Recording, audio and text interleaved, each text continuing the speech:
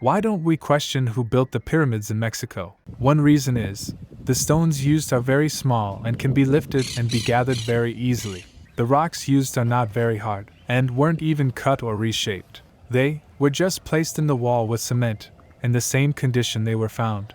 Why don't we question who built the cathedrals in Europe? While these structures are magnificent, they are not thousands of years old. No single block in these structures weighs several kilotons, and both modern and medieval masons with simple tools have always been able to perform major and minor repairs and renovations, removing and replacing limestone and marble blocks, with relative ease.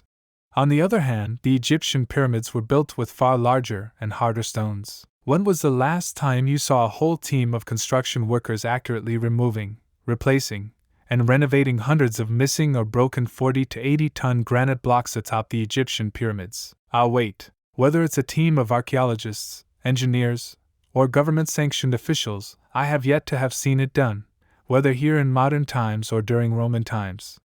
And they say all this work done in basaltic stone, granite, and andesite was accomplished using only copper tools and chisels. However, we somehow can't replicate any of this in basalt using power tools. We can only replicate it in marble and limestone, which is much softer and easy to work.